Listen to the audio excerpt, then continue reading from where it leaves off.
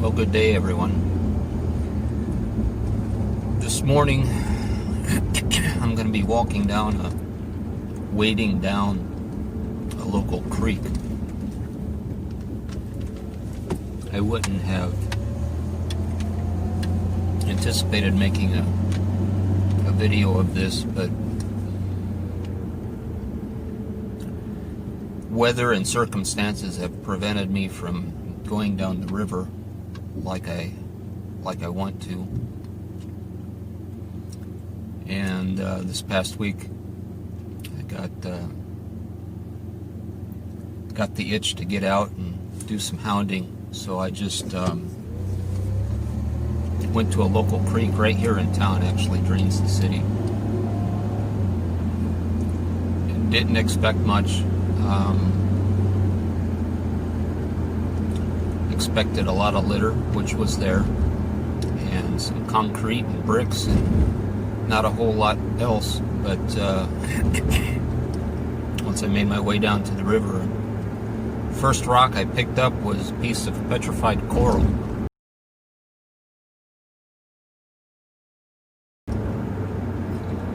And the second rock that I picked up was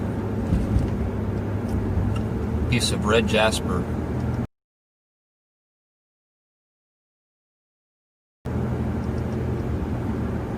So I thought, well, maybe I need to take this creek a little bit more seriously. There was a lot of concrete and bricks and litter, but anyhow, I think this is maybe just something I should expect of the glacial till in this area. Is there's going to be a lot of jaspers, a lot of fossils. And I'm okay with that. We maybe don't have the agates that everybody else seems to follow after, but I'm okay with a good jasper and silicified silica fossils, which we have. See what I can find today. See you at the first find. I started off in the first video explaining and giving a brief explanation that glacial till is the debris carried down by the glaciers and deposited when the glaciers melted. And this debris is what we are sorting through to see what sort of rocks and minerals can be found in it. Now, glacial till can be found throughout the northern part or northern half or so of the state of Illinois, but it was not deposited in a smooth layer evenly over the state, but rather we find it in mounds and in ridges deposited that caused slight rises in the relative flat landscape of Illinois. There's a couple explanations for this, one of which is that the lead edge of the glaciers as they moved from north to south would have been the primary edge that would have churned up a lot of the soil and rock and debris, and therefore when the glaciers melted, that lead edge would have had the most debris in it, and when they melted, it would have deposited in a mound towards the lead edge of this. A second explanation that geologists tell us is that it was very likely that for many years the glaciers continued to advance, but at the same rate as they were being melted at the southern edge of the glaciers. That front edge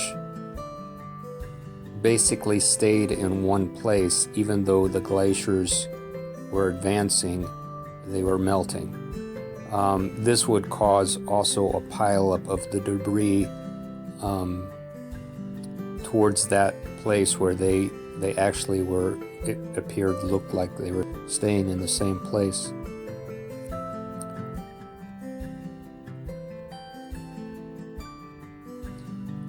These slight rises in elevation that we find around the northern part of the state, we call glacial moraines. They are, as I've said, essentially mounds of glacial till, or that glacial debris. Now, if we think back between 200 and 300 years ago, when Illinois was pretty much all prairie and the first Europeans were coming through and exploring and eventually settling the area, in a relatively flat landscape of Illinois, these slight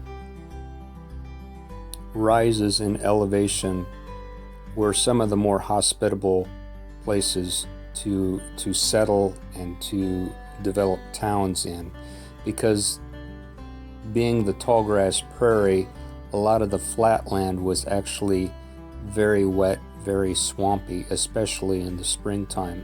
So these glacial moraines were the high ground, they were the dry ground. And so you found that in the course of time, as the land was settled, a lot of the towns that popped up on this Wild West prairie at the time would have been built on top of the glacial moraines.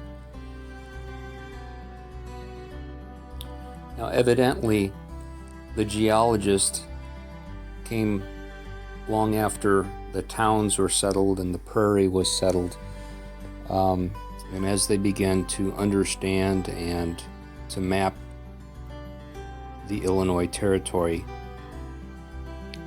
they found these glacial moraines, and not surprisingly, they named them after the towns that were built on top of the glacial moraines.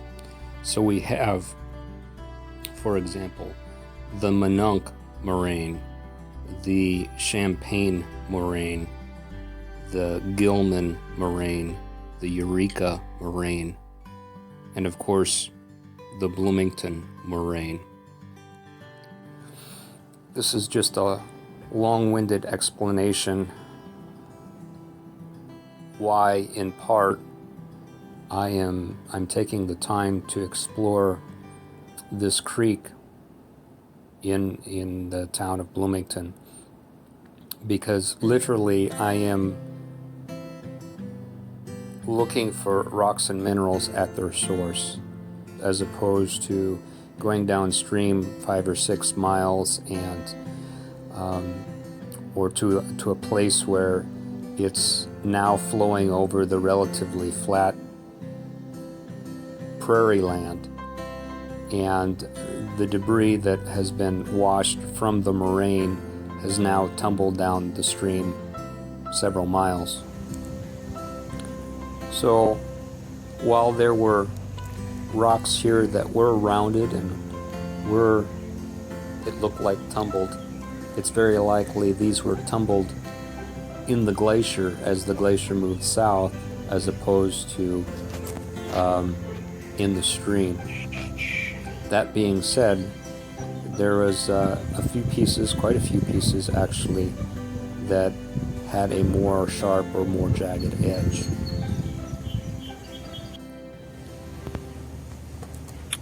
Well, here's a view of everything that I picked up.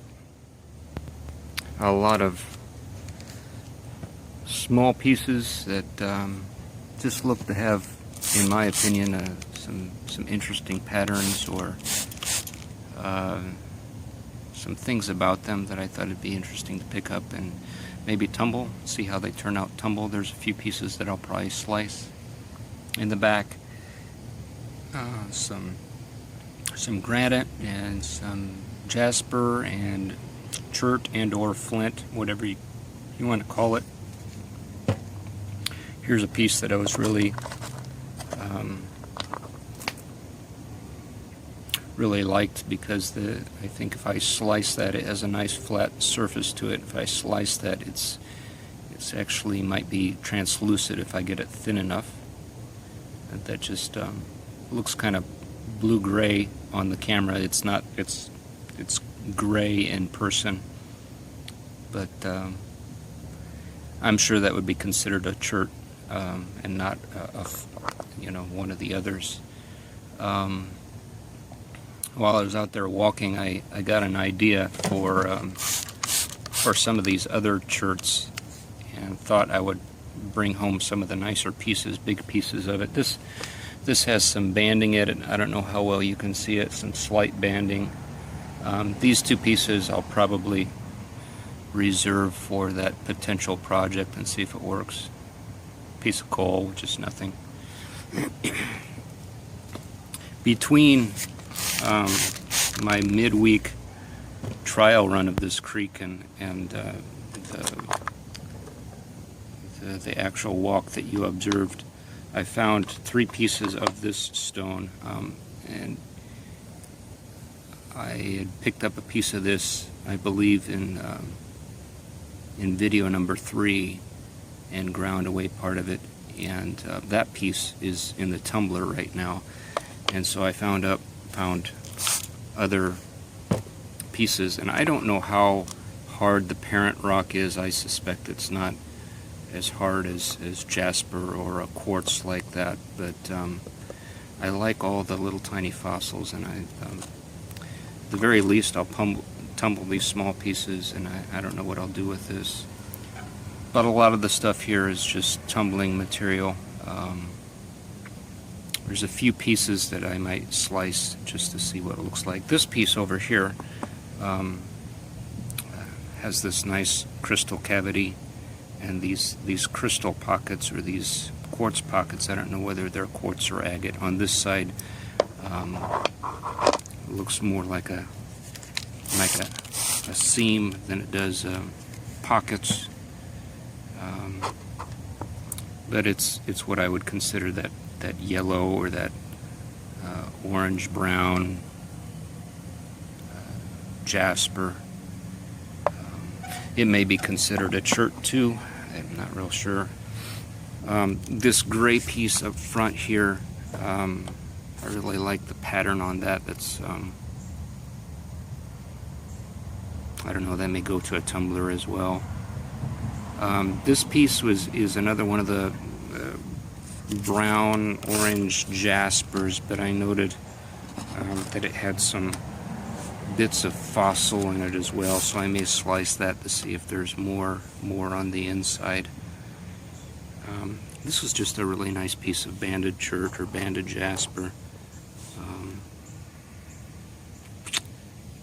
and this was the prize. This is, well, one of the prizes of the find. My earlier find of coral was not a very high quality material. It was, I don't know if I would consider it a limestone, but it was coarse. This, on the other hand, made up for it, because this is almost entirely quartz. Let me see if I can get a good view of it, but you can kind of see the lines, the channels running up and down, and then of course in the end you can see, if I zoom in on there, you can see the honeycomb pattern, so typical of coral. This is all silicified, so this is all quartz, and I don't know if I'll slice that, or right now I'm just going to keep that as a specimen. It's a nice specimen. This one I set aside just because it's got it's gray, but it has kind of a blue-gray color to it and has some nice lines in it. I thought I would cab that up and make a cabochon out of that. I just like the color and the pattern in there. A couple of the other prizes down at this end. This piece, which I assume to be a crinoid stem or some sort of living creature that was fossilized. It's almost all silica, at least at this end it's silica. And this end you've got, see if I can get it to focus, you got some limestone in there. So I may soak that in vinegar and see if I can't eat away that lime. But this really intrigued me. Was living at one time, not sure what it was. If any of you know, you can leave a comment. But I consider that a pretty nice piece. And this piece down here I picked up because it has the look on it, the outside look of it looks like a piece of maybe half-rotten wood. And I wasn't sure whether this was wood or not, but I thought I'd bring it home. And then once I did and brought it home, cleaned off the end, and I don't know how well you can see this. I'll try to focus on it. But there's some very clear banding or layering in there like wood grain. So what I'll probably do is grind off the end and polish the end, maybe both ends, to expose that wood grain. But I do believe this is a piece of petrified wood. And the pieces here are small and easily passed over. As I was looking over this, another piece that I'd point out to you is this piece, which, let's see if I can focus on it again. This reminds me, it looks like a piece of red jasper, or it's very glassy, very waxy, and if you can tell the color in there with the reds and the yellows and a little bit of gray, this is very reminiscent of Arizona petrified wood. I lived in Arizona for a few years, and this is very much like what they would call the rainbow petrified wood down there. And I don't know if this is petrified wood or not, but it's a nice piece, very colorful piece nonetheless. Another piece that I want to show you, which may be insignificant to a lot of people, but is this. When I pulled it out of the bank, I just thought it was another piece of quartz nodule, but after looking at it and seeing how the sun shone off of it, the light shone off of it, and I don't know if I'm capturing it here or not, but I realized that this was a piece of feldspar. I believe orthoclase is the proper term for it. And I'm actually surprised this has not been adopted as a gemstone, because it has a shimmer, a luster to it that is unlike most other rocks, very reminiscent of like tiger's eye or something. And like labradorite and sunstone and moonstone are all feldspars as well. This is just a more common version of it. It makes sense that I could find it because one of the ingredients of granite is feldspar, and it was just kind of nice to find a big piece of it. And haven't decided what I'll do with that yet, but that's a really nice piece. What else? Oh yeah, I wanted to show you this piece. This is a piece of the yellow jasper that I actually picked up on my midweek scouting venture, and I sliced that. I picked it up because it seemed like it had some interesting patterns going on in it, and then I sliced it, and it was kind of a surprise to me. I didn't expect this, but it actually has dendrites in it, which makes it all the more interesting for me. So I might end up slicing up this whole piece just to see how decorative and how extensive those dendrites are in the rock. But it is another reason between the fossils in the jasper, like this stone here, and the dendrites, it is making me rethink my disdain for this yellow-orange jasper, even though I do pick up a lot of it.